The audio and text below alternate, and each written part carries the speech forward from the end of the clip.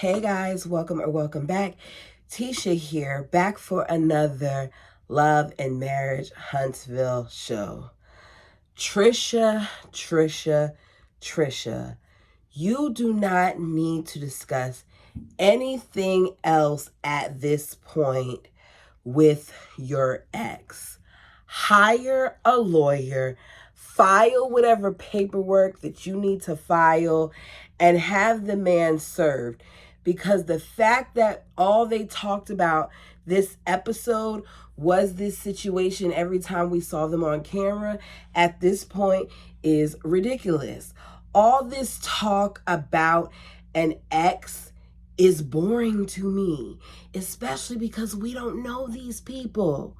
So her side, because that's what he is, Ken, is there, according to himself, for the long haul. And he keeps thinking that she may be taking long because she doesn't want to get the divorce.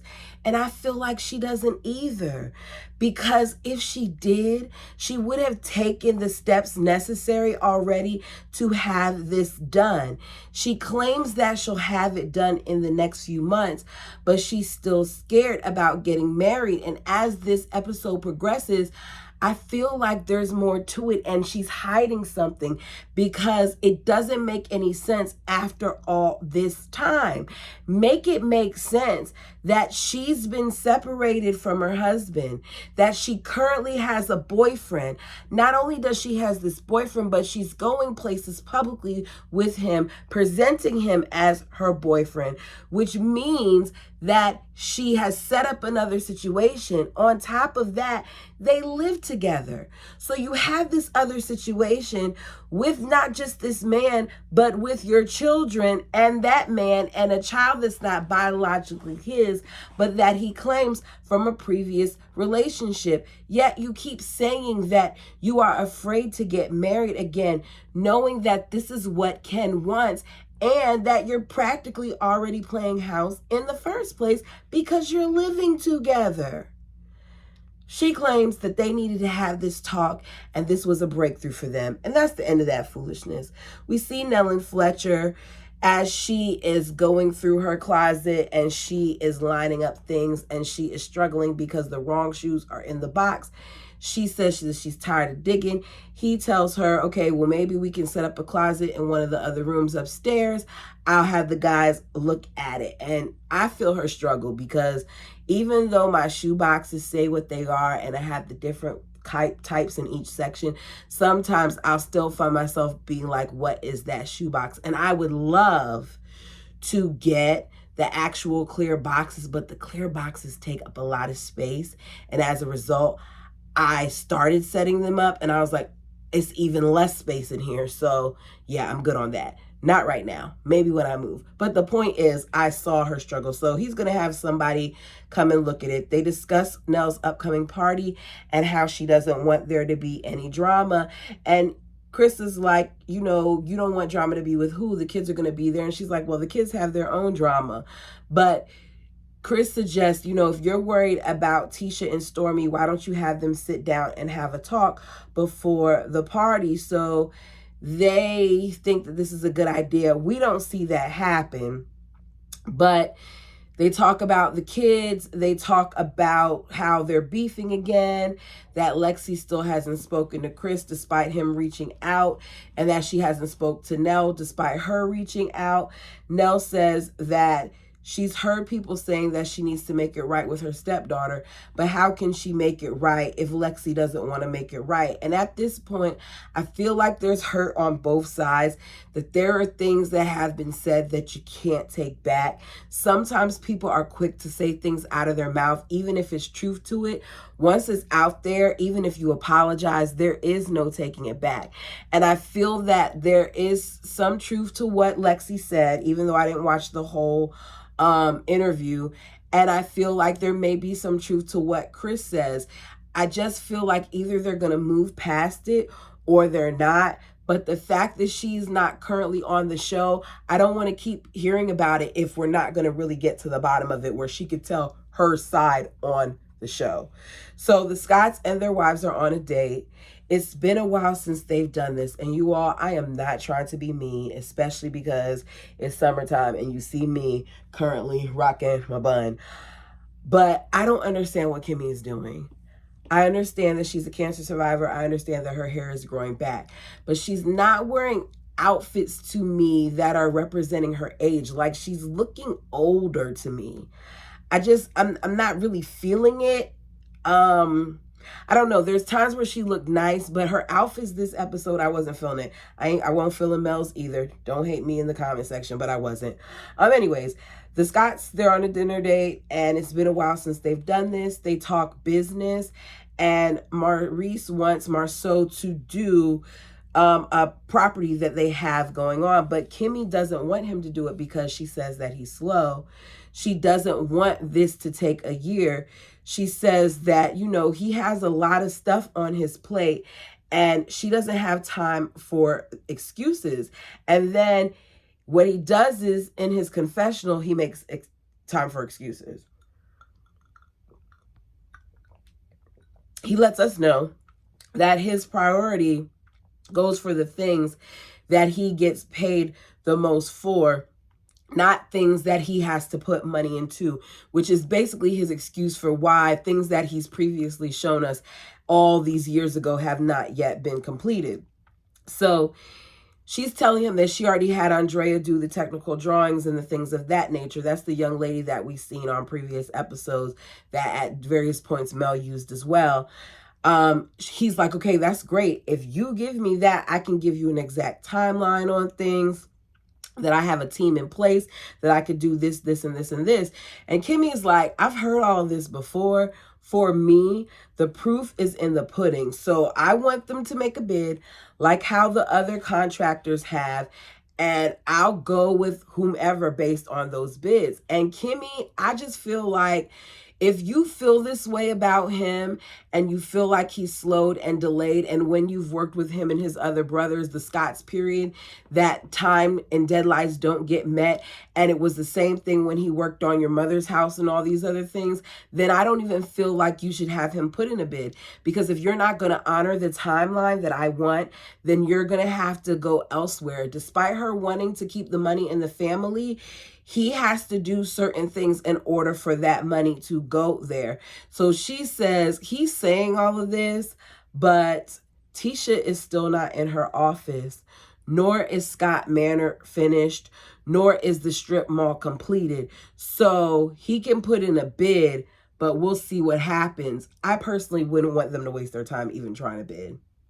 We then go to Ken and Courtney. They meet up to shoot basketball and talk about Martell. I think that it's weird that he's more concerned about Martell acting like he didn't know Trisha than he is about the fact that Trisha still is married. Ken says it's been like 2 years and he's ready to tie the knot, but being married scares him, and she's technically still married. There's no technicalities about it. She's still married. He talks about how a lot of people see them together and feel like she's cheating, that they've been separated for 3 or 4 years before he even came around. And when he said this, I'm like, okay, first of all, she is cheating. Second of all, hold on 1 minute. Let me get this straight. Trisha has been separated 3 years prior to when she even started dating Ken. So her and her current husband have been separated then for a total of 5 years. And yet she's telling us that they haven't discussed it and no paperwork has been filed. Is she really scared to get a divorce? What is really going on here that this is taking all this time? I don't get it. Ken then brings up Martell and how it's weird that Martell acted like he didn't know her when Martell knows her and knows her brother, and she knows his brother and all these other things for all this time, and how he just doesn't get it. And as a result of him acting that way, he feels like it's kind of weird, and it makes him to feel like it's suspicious. And I said, okay, why are you sitting here talking about all of this? To me, it's weird that you're even having this discussion. We then come back from a commercial break. We see Stormy and Courtney are with Ken and Latricia. I don't understand what Stormi is wearing. I feel like certain outfits are for just you and your man. And she's very much so giving her blonde realness, and I'm not feeling it. I just don't like how much is out. Like, you barely got your breasts covered. And I see that Ken is trying hard not to even look in her direction as she's speaking, because it's a bit much. Stormi looks good with her weight loss, but it's a bit much. So Latricia fills in Stormi on what Tisha said about her and Nell, and Tisha said that Stormi switches up and she acts differently a lot and things of that nature, and she does. We find out that she invited Marceau and Tisha to her Valentine's Day event, and they don't understand why in their van, why she would even invite them when the last time they spoke, it was not good. So basically at this point, they don't care for Stormi, and Courtney tells us that he doesn't care for the Scotts. He says Martell and Chris are cool, but I got a problem with the Scotts. And Stormi's like, both of them? And he was like, yeah, I got a problem with Maurice too, because I don't like the way that Maurice was acting when Kimmy was going through chemo. Do I agree with Courtney? Yes. But I don't understand why he's saying this now and why it wasn't said before, especially when we heard some of the conversations that they had about it and some of the things that were said on the internet. I'm very well aware that the same way y'all see what's being said in the blogs about other people, you've had to have seen what is being said about you guys. He said if the roles were reversed, that wouldn't be the situation for him and Stormi. And Stormi is just glad to know that her husband would have her back. We see the people arrive at the event. I thought that it would be more packed than that. Kimmy asks a dumb question, which is whether or not Lex is coming, and the kids in the family are like, no. Tisha's like, you seen the interview, she ain't coming. Her family says that she wasn't fazed by the interview, and the man who tells us over and over again not to be fazed by what people are saying about him is now telling the kids that, you know, Nell should be fazed. And her oldest son is like, you know, at some point, hopefully, you know, we'll be able to work it out, but everybody's going to have to take ownership of the situation. Excuse me. Mel walks in, and Mel is carrying a gift, unlike the other people that we saw walk in. She's wearing shades, and Tisha decides to approach her. She tells her to take off her shades.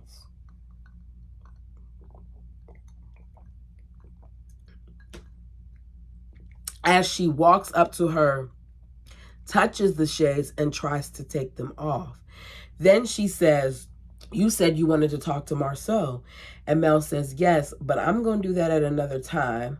I don't want to bring that negative energy here. And I want to know what was in Tisha's cup, because her and Mel aren't close enough for her to be in her face or in her space. And she seemed rather comfortable being in her space. Her energy is off. She's talking about how late Nell is to her own party and all those other things. And I said, okay, it's her own party. You're allowed to make an entrance. And Kimmy says it too. The DJ then announces that Nell is there. Nell walks in. She drops it low, showing us her Megan knees. This is really lowering. What is going on here? Sorry, y'all. My tripod is tripping. I'm like, why is my stuff lowering and lowering and lowering and lowering? Okay. She shows us her Megan knees and tells us how excited she is that her kids threw this for her. Nell walks in, hugs everyone personally. They talk about age. Mel says Nell looks like she's 20. Tisha says more like 30. Nell's like, we don't got to talk about that. They throw back shots. I'll be honest, it doesn't look like a party I would want to be at. They talk weight loss and all those other things. And Mel asks, you know, how long Trisha has been a trainer. She tells her that she became a trainer after her parents passed 7 months apart at the age of 55. I want to know at this point how long it's been since her parents have passed away. We know that she was with her ex-husband when it happened. So has it been 5 years or what? Because she says a lot like they passed a couple months apart, but how long ago was it? She then tells the girls that she's married but separated and she's with someone. They then have the same conversation the guys do with Ken. He claims to not have known right out the gate that she was married, which she did tell us it was a couple months after they were dating that she said it. Courtney says the problem is that her ex won't sign the paperwork. That's why she hasn't got divorced yet. And I need Courtney to be quiet because at this point, there isn't even any paperwork. He hasn't been presented with anything. They're just separated and that's it. He says after 5 years, you don't have to stay married. Maurice does. You can get a lawyer and get it done. And I agree. I said it at the top before I even heard him say it. This crap is messy and I'm tired of hearing about their story. She says to the girls, because Mel asked her, like, you know, what's taking so long, whatever, you know, how far are you in the paperwork? Because Mel, too, has went through a divorce, so she could maybe give her some advice. And she says, I never started the paperwork, but I'm going to, you know, talk to him and get that started soon. She's full of crap. Something's not right. Tisha then talks about how Trisha is hanging out more with the girls and how she's, you know, seeing how, you know, feisty everybody is, but y'all make us better. Then she talks about Nell and her being feisty and her being a mentor as well. And Nell is like, why are you saying I'm feisty? And she's like, because you are. And Nell's like, well, you are. And they go back and forth, and it's a bit much to the point where Nell tells her that she's doing the effing most. You can see that Kimmy is trying to de-escalate the situation, but Tisha continues to keep coming at Nell. And I don't quite understand what her issue is with Nell. Like, I would think that she would have more heat for Stormy. She then directs her attention to Stormy because Stormy says it's weird that, you know, you coming at Nell like that, and Nell doesn't even understand what the problem is and what's going on. And Tisha's like, no, what's weird is if you invite somebody to an event after y'all, you know, were yelling at each other and you haven't even hashed things out, which I agree. It is weird, but y'all are sitting here arguing about this now when you could have talked about this months ago. So they then get to arguing about the things that were said at the reunion, talking about how you popped a pill and all this other stuff. We'll get more into it next review because they're going to start the episode right back in that spot again, and I'd rather just do it that way. I don't know why they keep leaving us on these to be continues. It's a waste of time. Cut out some of the other talking points. The show is still dragging to me. This was better than last week's, but it's not anything that I was like, oh my God, let me hurry up and do my review. It's like, let me hurry up and get this review over with. That was my thoughts. Tisha is clearly allowing the liquor to give her courage because the amount of shade and mess and passive aggressiveness that she was throwing everybody's way was a bit much for me. If you really had all of this heat, to me, the time for Tisha to act like this would have been when Stormy first called her husband out of his name, not once, but twice. I just feel like it's a bit much, but I guess Tisha decided that this season she's going to show us La Tisha, as Kimmy said, we're seeing. Let me know your thoughts down below. Please like the video, and until next time.